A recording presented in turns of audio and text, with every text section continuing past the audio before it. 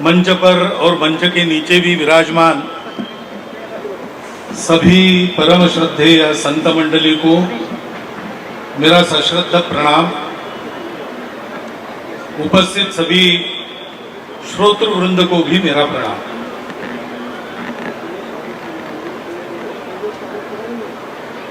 सत्य, अहिंसा, शांति और समता। आज योग ऐसा है कि इस कार्य को चले 800वां साल चल रहा है, उसका भी देश भर में उत्सव मन रहा है। महाराष्ट्र से ये काम चला तो वहां जरा इसका विशेष बोलबाला है, वृत्तपत्रों के विशेषांक वगैरह चल रहे।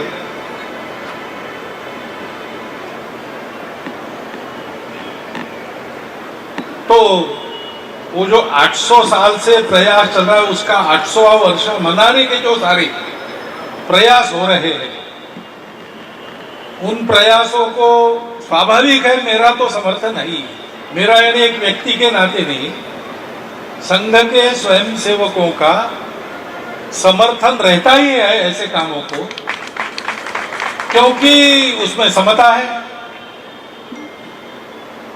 और हिंदू समाज को संगठित करना है तो समता अनिवार्य बात है। सामाजिक समता और हिंदू संगठन ये दो समानार्थी शब्द है, ऐसा पूजनीय बाला साहब देवरस जी हमारे तृतीय सरसंघ चालक कहते। और शांति सबको चाहिए, क्योंकि शांति में से ही उन्नति होती है और हम सब लोग भारतवर्ष की, भारतीय समाज की उन्नति चाहते हैं। और केवल हमको उन्नति नहीं चाहिए, वो नीति के साथ उन्नति चाहिए। तो भारतवर्ष में सत्य की प्रतिष्ठा है, ये सत्य पर चलने वाला देश है, सत्यमेव जयते वाला देश है। और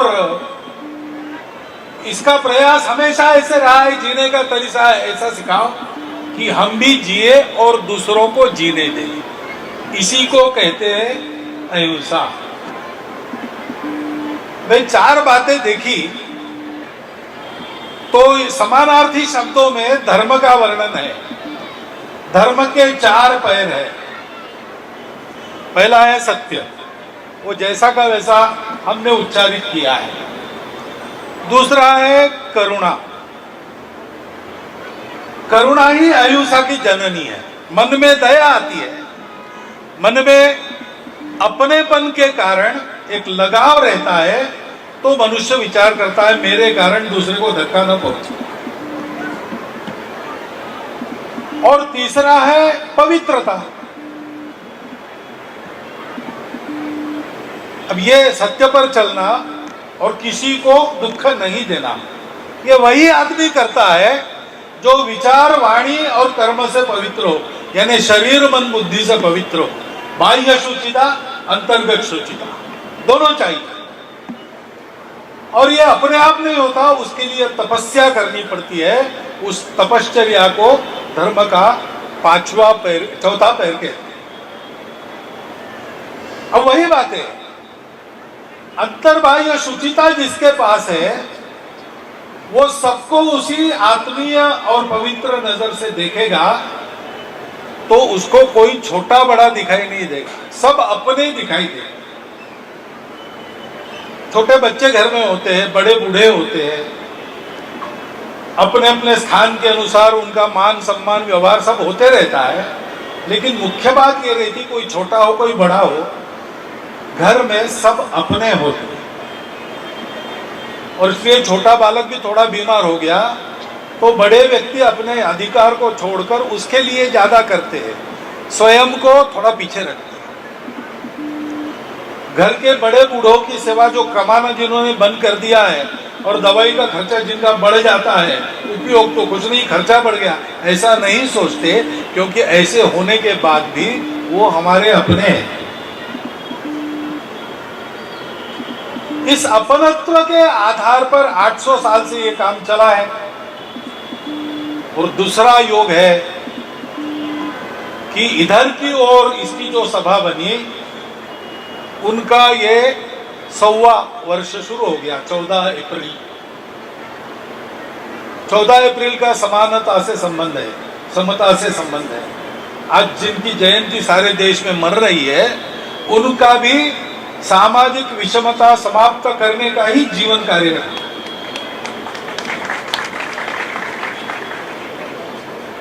तो ये सारे योग एकत्र आए हैं और इस अवसर पर मैं आप लोगों में उपस्थित हूं, मुझे बहुत आनंद हो रहा है। क्योंकि पहली बार जब मैं अमरावती के पास भानखेड़ा में और अपने धर्म सम्मेलन में गया था, वो पहली बार ही था। संघ का कोई व्यक्ति सम्मेलन में आए, ये भी पहला ही था। और वहां ऐसे कहा गया कि आज हिंदू समाज ने आखिर हमको अपना कहा। तो मुझे उसका आनंद भी हुआ और दुख भी हुआ कि 800 साल ये क्यों नहीं है। पहली बार हमने किया तब हुआ, ये कारण, ये इसका कोई कारण नहीं था, ये सब अपने ही लोग हैं। चक्रधर स्वामी जी ने गीता के आधार पर ही धर्म ही बताया, और क्या है।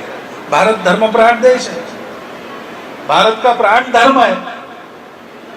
अगर हम धर्म छोड़ देते तो हम भारत के नहीं रहते। और धर्म यानी केवल कर्मकांड नहीं, वो 4 बातें, सत्य, करुणा, शुचिता, तपस्या, अथवा आपकी आज की शब्दावली में सत्य, अहिंसा, शांति, समता। इसका आचरण होना चाहिए। इसका भाषण होते रहता है, सब लोग करते रहते हैं। जो चक्रधर स्वामी के कार्य में नहीं है वो भी वही करते रहते हैं। यूनो के अध्यक्ष भी वो हिंदू भी नहीं है, वो यही कहते रहते हैं। क्योंकि इसका विरोध कोई भी मनुष्य कर नहीं सकता। यह मनुष्यता के विरुद्ध है इसका विरोध करना, और ये जीवन का सत्य है। लेकिन मुख से उसकी भलावनी करना बात अलग है, इसका आचरण होना चाहिए। और समाज में सतत धर्माचरण चले, इसलिए अपने स्वार्थ को छोड़कर जीवन के सत्य में सतत संबद्ध रहकर समाज में विचरण करते हुए अलख जगाने वाली मंडली संतों की मंडली रहती है। और वो मंदिर खड़े करते हैं, इसे केंद्र बनाते हैं, जहां से इस संदेश का बौद्धिक और व्यावहारिक भाग सारे समाज में प्रचलित हो जाए। यानी हमको ये ज्ञान भी हो, सत्य क्या है, अहिंसा क्या है, शांति क्या है, समता क्या है, और जो ज्ञान है वैसा व्यवहार भी हो। तो केवल ज्ञान का उपयोग नहीं, पोथी बड़ी बड़ी जगम हुआ, पंडित भयानक हो। सब पोथियों का सार है अपनापन, प्रेम, 2.5 आखर प्रेम का पढ़े सो पंडित। तो मंदिरों का यह महत्व है। मंदिर का केंद्र मूर्ति होती है। वो मूर्ति ऐसी होती है, भगवान अपने यहाँ श्री कृष्ण है, चक्रधर स्वामी है, श्री गोविंद प्रभु जी है।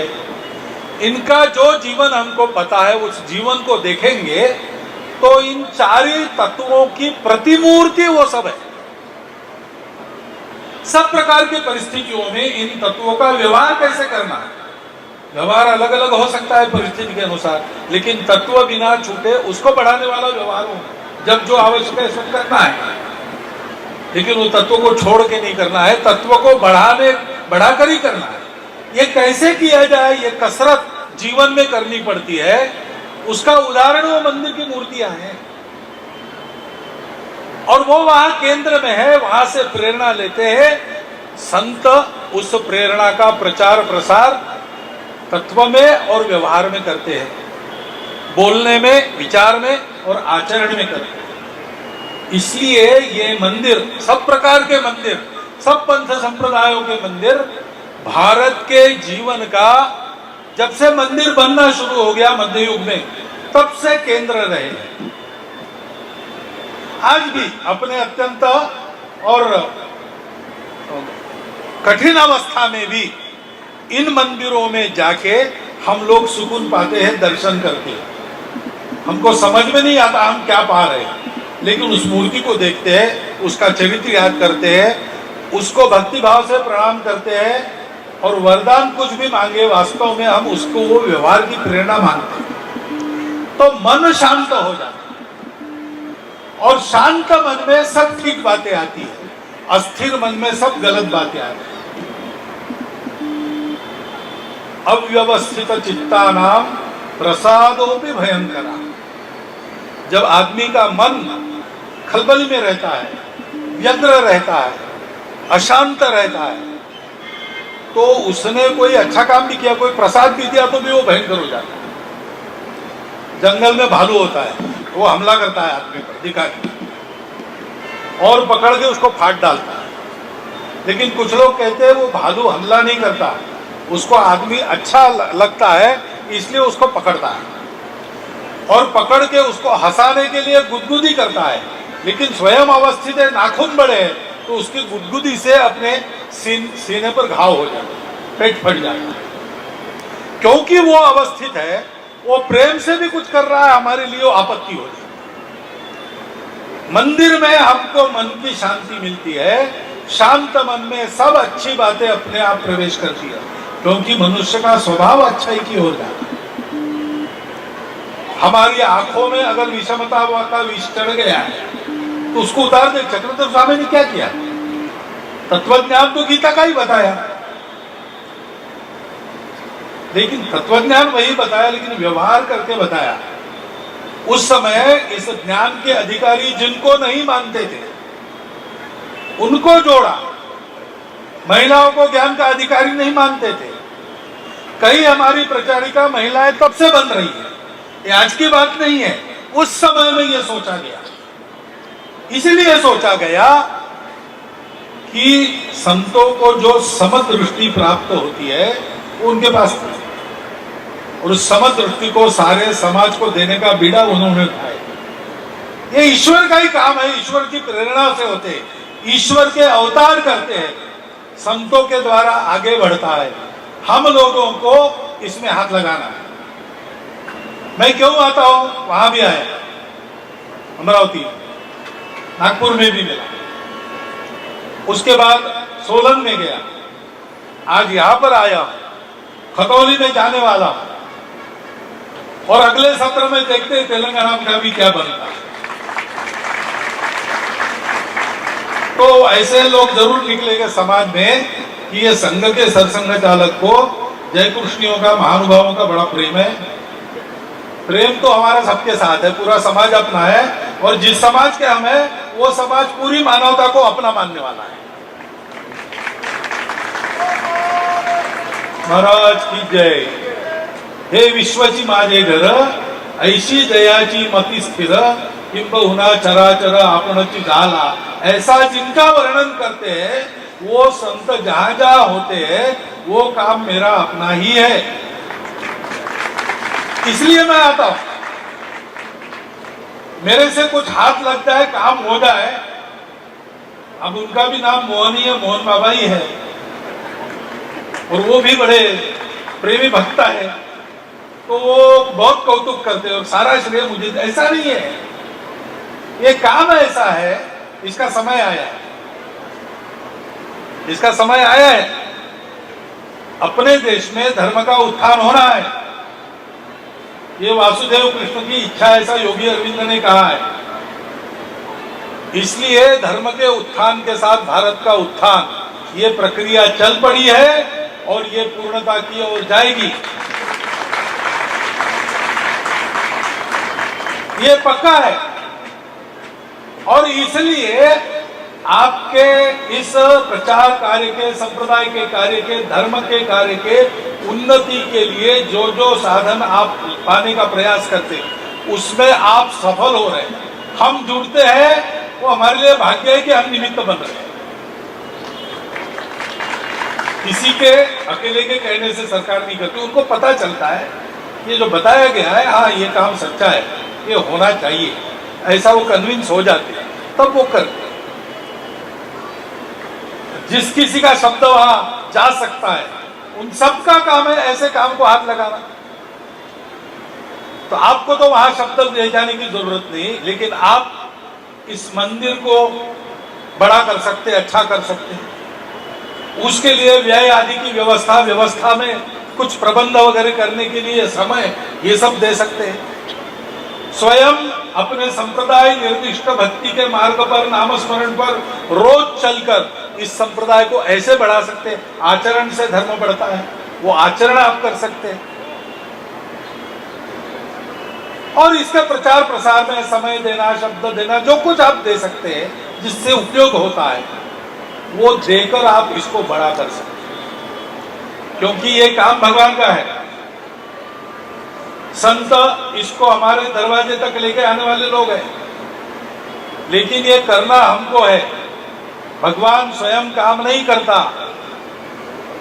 गीता में भगवान ने ये नहीं कहा अर्जुन ने जब कहा नहीं लड़ता हूं, भगवान ने कहा ठीक है तू नहीं लड़ता तो क्या, मैंने सब पहले रच के रखा है, अब मैं ही कर देता हूं पूरा। भगवान कर सकते थे, उन्होंने वैसा नहीं किया। रणांगण के बीच में 18 अध्याय गीता बताई अर्जुन को, उसको तैयार किया, उससे करवाया, स्वयं केवल रथ चलाया।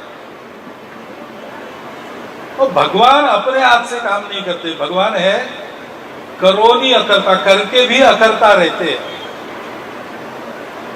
गुरु नानक देव जी ने कहा बाबर के आक्रमण का वर्णन करते समय कि कुछ अहंकार हो गया यहाँ के समाज को, तो सबक सिखाना था, तो क्या किया, आप ही दोष न लेवे करता जमकर मुगल चढ़ाया।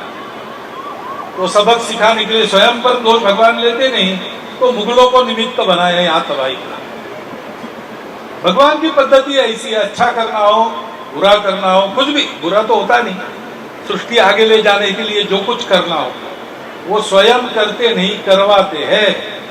तो भगवान के कार्य का करने वाला बनना, नौकर बनना, उसका जो बताया जाता है वो करने वाला, ये सौभाग्य मनुष्य को मिला है और किसी प्राणी को नहीं मिला है। उसके लिए उसके दिमाग में बुद्धि रखी है, चिंतन रखा है, उसका उपयोग करके इस कार्य को बढ़ाने वाली सब बातें हम अपने अपने सामर्थ्य शक्ति के अनुसार पवित्र मन से, पवित्र वाणी से सबके प्रति समदृष्टि रखकर करते चले। इसलिए आज इस समारंभ का आयोजन हुआ, ऐसा मैं मानता हूं, और इसलिए इस प्रयोजन को आपके सामने रखता हूं। इस रखने में मेरी छोटी बुद्धि के कारण कुछ कम अधिक हो गया होगा, तो यहाँ उपस्थित सभी अधिकारी वर्ग की क्षमा याचना करता हूं, और मेरा आपने सुन लिया इसलिए आपको धन्यवाद देता हुआ मेरे विचार पूर्ण करता हूं। नमस्कार।